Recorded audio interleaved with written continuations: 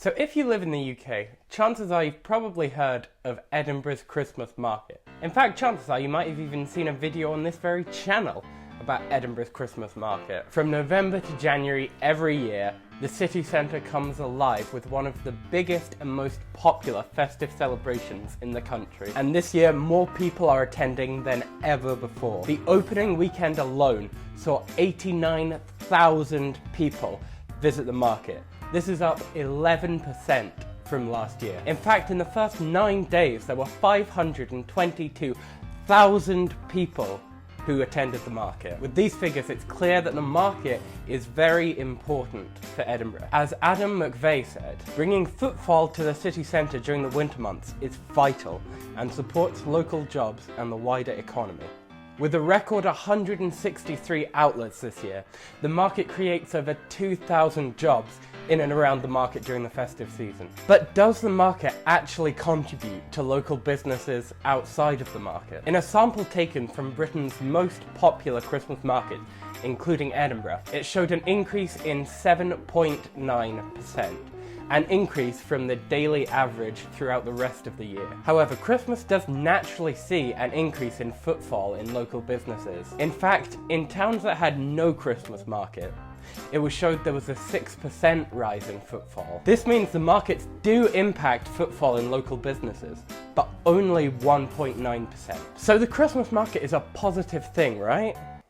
Well, maybe not. When a picture was shared on social media a few weeks ago, people began to seriously question the safety of the event, and that includes the council. So it turns out last year's market didn't actually have planning permission, and this year's market won't get planning permission until January, after the markets close. How exactly did this happen? Well, it's the company Underbelly's responsibility to apply for planning permission, and they are in the process of applying for planning permission for next year. An Underbelly spokesman justified this by saying, "Our previous planning permission ran for 4 years, but expired in January 2018, and we operated under the same conditions as applied for in the previous year." But Terry Leventhal, a senior executive in the Cockburn Association, said, "The purpose of having planning and building warrant processes in place is to provide public assurance not only that what is being built is appropriate for the place, but it is fit for purpose. We do not have that assurance." And so we turn our attentions to the 26th of November, when a report was published from the council. While it did find that public safety was not being compromised at the market, there are a few things we need to point out, so let's turn to the breaking news. Our top stories tonight: Underbelly pushed the council for a quick decision. Rules were broken as councillors were not consulted on the extension.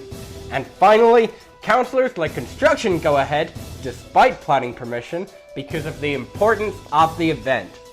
All that and more on tonight's news.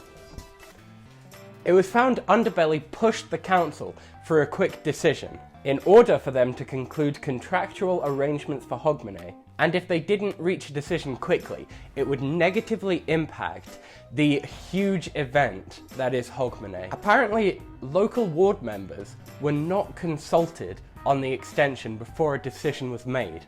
This is breaking a strict rule set by them. Local ward members who were meant to be consulted before the extension of the market was approved were not approached at all. As a result, this decision was not taken in accordance with the rules laid out in the scheme. Planning regulations were breached as Underbelly did not secure the necessary planning permissions. However, the council actually allowed Underbelly to continue its construction without planning permission. This is because they did not consider it appropriate to halt construction because of the importance of the event. For more details and full context, please have a look at the form. I've put a link down in the description below. Environmental concerns continue to haunt the market as well, as recently 50 trees were cut down in the gardens to make way for a new path.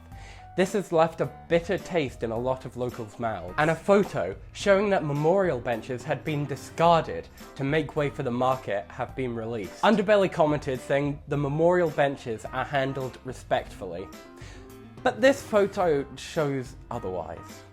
Roddy Smith, the CEO of Essential Edinburgh, an association that represents hundreds of city centre businesses, supports Underbelly. He commented on the attitudes that threaten the winter festivities, accusing critics of pursuing a narrow agenda, adding that they do not speak collectively for the city's resident and business population. So, love it or hate it, it looks like the Edinburgh Christmas market isn't going anywhere anytime soon. And as long as there's money flowing into Edinburgh, it seems the ends justify the means, right?